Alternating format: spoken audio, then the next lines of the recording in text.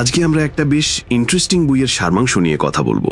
ভিকি করোনাডোর লেখা মনই সবকিছু। হ্যাঁ, বইটার মূল ধারণাটাই কিন্তু বেশ শক্তিশালী, তাই না? একদম, যে আমাদের চিন্তা ভাবনা সেটাই নাকি আমাদের চারপাশের জগৎ, আমাদের বাস্তবতাকে তৈরি করে। বিষয়টা শুনতে সহজ লাগলেও এর ভেতরে কিন্তু অনেক গভীর ব্যাপার আছে। ঠিক তাই। তো আজকের আলোচনায় আমরা এই মূল ধারণাটাকেই আরেকটু ভালোভাবে বোঝার চেষ্টা করব, আর সাথে কিছু কৌশলও জেনে নেব যেগুলো আমাদের চিন্তার শক্তিকে কাজে লাগাতে সাহায্য করতে পারে। দেখা যাক কতটা গভীরে যাওয়া যায়। আচ্ছা, সারাংশের শুরুতেই তো ওই বিখ্যাত কথাটা আছে, আপনার চিন্তাই আপনার জগৎ তৈরি করে। এর মানে কি দাঁড়ায়? মানে আমরা যা অনুভব করি, যা এক্সপিরিয়েন্স করি, সবকিছু শুরু একটা চিন্তা দিয়ে। হ্যাঁ, একদম তাই। প্রতিটি অনুভূতি, প্রতিটি অভিজ্ঞতা, তার মূলে আছে একটা চিন্তা। আর এখানেই কিন্তু নিউরোপ্লাস্টিসিটির আইডিয়াটা চলে আসে। ও, নিউরোপ্লাস্টিসিটি, এটা তো বেশ চালু শব্দ আজকাল। মানে আমাদের ব্রেন বদলাতে পারে, তাই তো? স্থির নয়। ঠিক। ব্যাপারটা অনেকটা ধরুন ঘাসের ওপর দিয়ে যদি রোজ হাঁটাচলা করা হয়, একটা সময় সেখানে কিন্তু একটা পথ তৈরি হয়ে যায়, তাই না? হ্যাঁ, তা তো হয়। আমাদের ব্রেনের ভেতরেও ঠিক তেমনি। যখন আমরা একই চিন্তা বারবার করি বা একই কাজ করি, তখন নিউরনের মধ্যে একটা নির্দিষ্ট সংযোগ পথ শক্তিশালী হতে থাকে। আর নতুন চিন্তা বা অভ্যাস তৈরি করলে নতুন পথ তৈরি হয়। ব্রেন নিজেকে বদলাতে পারে। বাহ! তার মানে আমরা চেষ্টা করলে আমাদের ব্রেনের গঠনও বদলাতে পারি। অবশ্যই পারি। আর এখানেই পরের পয়েন্টটা আসে, যেটা আরো বেশি ইন্টারেস্টিং। সেটা হলো আমাদের অবচেতন মনের ক্ষমতা। হ্যাঁ, সারাংশে পড়েছি আমাদের জীবনের নাকি প্রায় 95%ই নিয়ন্ত্রণ করেই অবচেতন মন। এটা কি সত্যি? 95%? হ্যাঁ, প্রায় 95%।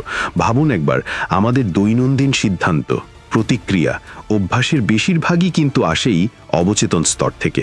আর এই মনে গেঁথে থাকে আমাদের বহু পুরনো বিশ্বাস। পুরনো বিশ্বাস মানে ছোটবেলার শোনা কথাগুলো। ঠিক।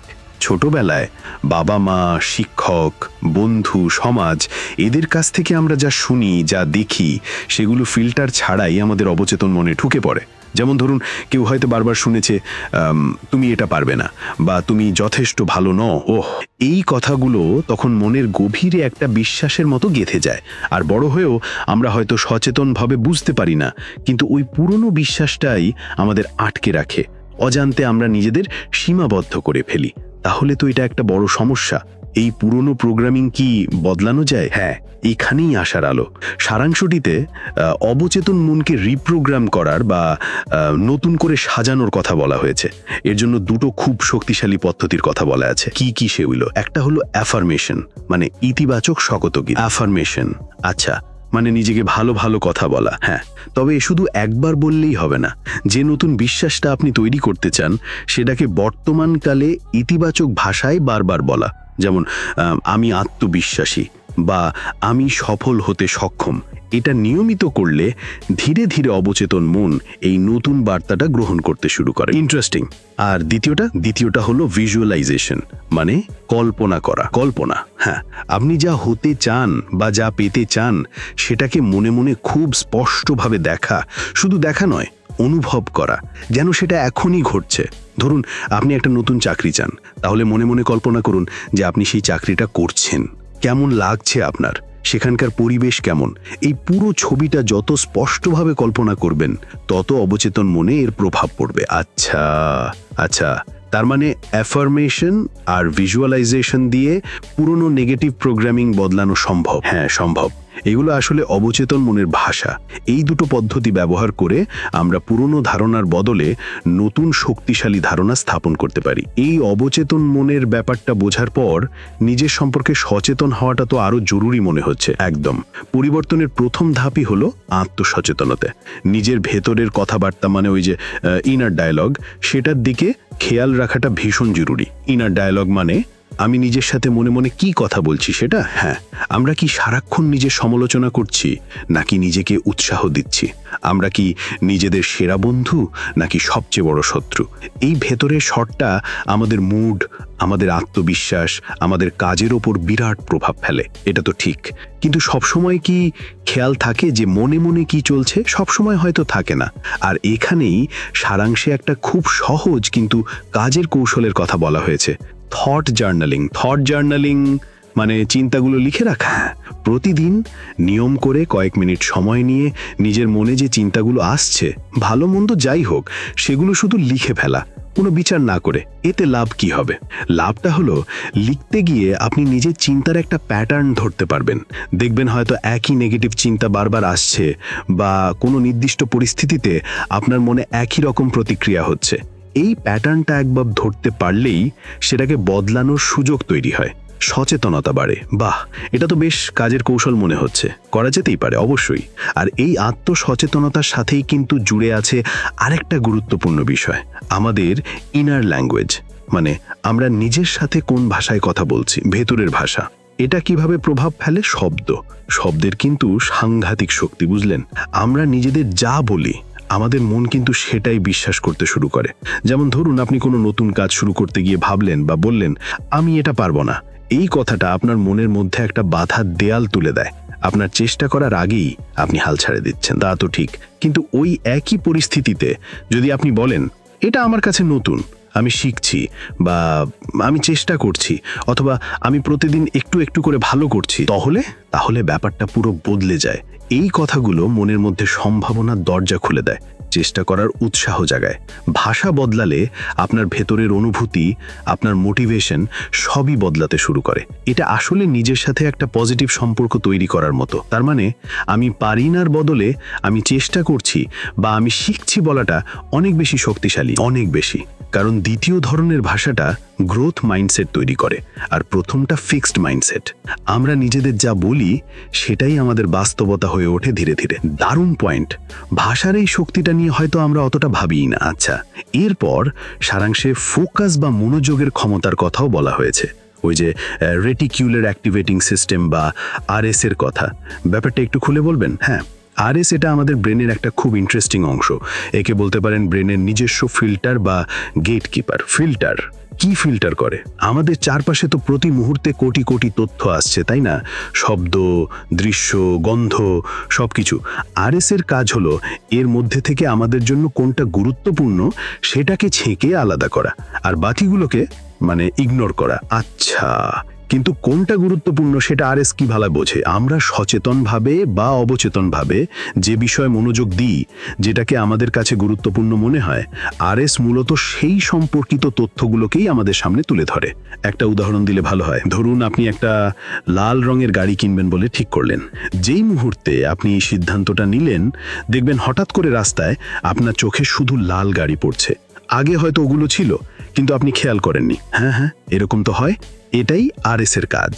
আপনি লাল গাড়ির ওপর ফোকাস করেছেন, তাই আপনার আরএস এখন চারপাশ থেকে লাল গাড়ির তথ্যগুলোকেই আপনার মনোযোগে নিয়ে আসছে। এটা অনেকটা সার্চ লাইটের মতো। আপনি যেদিকে আলো ফেরবেন সেই দিকটাই দেখতে পাবেন। তার মানে আমি যদি সারাক্ষণ সমস্যা নিয়ে ভাবি, তাহলে আরএস আমাকে আরো সমস্যা খুঁজে আনে দেবে। ঠিক তাই, যদি আপনার ফোকাস থাকে আমার জীবনে কত সমস্যা, আমার হাতে টাকা নেই, কেউ আমাকে বোঝে না, তাহলে আপনার আরএস এই ধারণাগুলোকে সমর্থন করে এমন ঘটনাই আপনার চারপাশে বেশি করে খুঁজে বের করবে। আপনি সুযোগ বা সমাধানগুলো দেখতেই পাবেন না, কারণ আপনার সার্চ লাইট সেদিকে ফেরানোই নেই। এটা তো সাংঘাতিক ব্যাপার। একই সাথে শক্তিশালী, আবার একটু ভয়েরও। হ্যাঁ, কিন্তু ভালো দিকটা হলো আমরা সচেতনভাবে আমাদের ফোকাস বদলাতে পারি।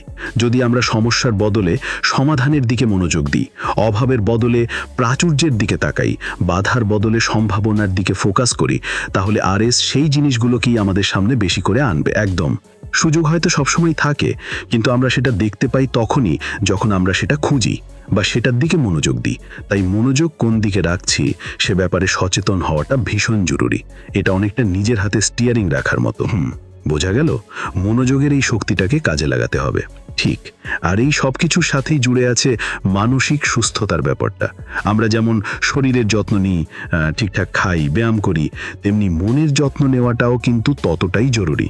সারাংশে এটাকে মেন্টাল ডায়েট বা মানসিক খাদ্যের সাথে তুলনা করা হয়েছে। Mental diet, interesting. হ্যাঁ, আমরা সারাদিন ধরে আমাদের মনে কি ধরনের তথ্য ঢোকাচ্ছি? আমরা কি সারাক্ষণ নেগেটিভ খবর দেখছি বা শুনছি? আমরা কি এমন মানুষের সাথে মিশছি যারা সারাক্ষণ সমালোচনা করে বা নিরাশাবাদী? ও আচ্ছা, এইগুলো হলো অস্বাস্থ্যকর মানসিক খাদ্য। ঠিক যেমন ফাস্ট ফুড বা জাঙ্ক ফুড শরীরের ক্ষতি করে, তেমনি এই নেগেটিভ তথ্য, আলোচনা বা সঙ্গ আমাদের মনের ক্ষতি করে, আমাদের চিন্তা ভাবনাকে বিষিয়ে তোলে, আমাদের এনার্জি কমিয়ে দেয়। তাহলে স্বাস্থ্যকর মেন্টাল ডায়েট কি হবে? স্বাস্থ্যকর মানসিক খাদ্য হলো সেগুলো যা আমাদের মনকে ভালো রাখে, আমাদের উৎসাহ দেয়, আমাদের উন্নতি করতে সাহায্য করে।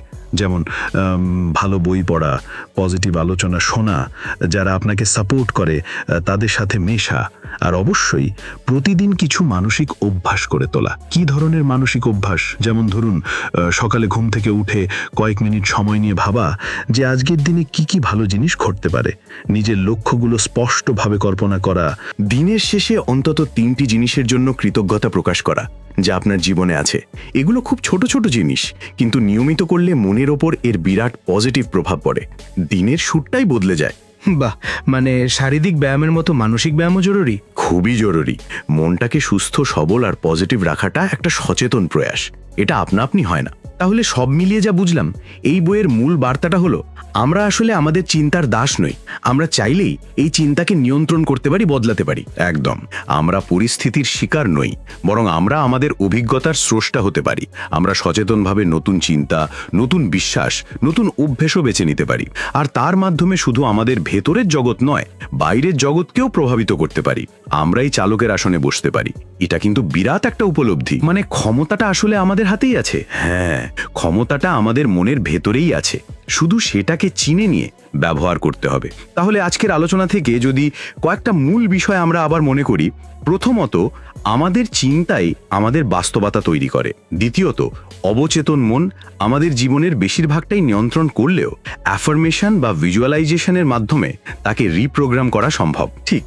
তৃতীয়ত, আত্মসচেতনতা মানে নিজের ভেতরের চিন্তা আর কথাগুলোকে জানা, এটা পরিবর্তনের চাবিকাঠি। চতুর্থত, আমরা নিজের সাথে কোন ভাষায় কথা বলছি সেই ইনার ল্যাঙ্গুয়েজটা খুব গুরুত্বপূর্ণ। পজিটিভ ভাষা ব্যবহার করা দরকার। আর পঞ্চমত, মনোযোগ বা ফোকাস। আমরা যেদিকে মনোযোগ দেব সেদিকেই আমাদের বাস্তবতা এগোবে। আরএস ফিল্টারটা সেভাবেই কাজ করে। আর সবশেষে মেন্টাল ডায়েট, মানে মনকে ভালো রাখার জন্য সচেতনভাবে পজিটিভ অভ্যেস করা আর নেগেটিভিটি এড়িয়ে চলা। চমৎকার সারসংক্ষেপ। আর এই পুরো আলোচনাটা শেষে একটা খুব মৌলিক প্রশ্ন রেখে যায়, তাই না? কি প্রশ্ন? যদি সত্যি আমাদের চিন্তার এত ক্ষমতা থাকে যে তা আমাদের বাস্তবতা তৈরি করতে পারে, তাহলে আমরা সচেতনভাবে ঠিক কোন ধরনের বাস্তবতা নিজেদের জন্য তৈরি করতে চাই? এই প্রশ্নটা নিয়ে কিন্তু আমরা সবাই একটু ভাবতে পারি। উত্তরটা হয়তো আমাদের জীবনটাকে অন্য দিকে ঘুরিয়ে দিতে পারে। সত্যি ভাবনার মতো একটা প্রশ্ন। যাই হোক, আজকের এই গভীর আলোচনায় আমার সাথে থাকার জন্য আপনাকে অনেক ধন্যবাদ। আপনাকেও ধন্যবাদ, আর আমাদের সাথে যারা ছিলেন তাদেরও ধন্যবাদ। আশা করি আজকের আলোচনা আপনাদের চিন্তার জগতে নতুন কোনো খোরাক জুগিয়েছে। আবার দেখা হবে।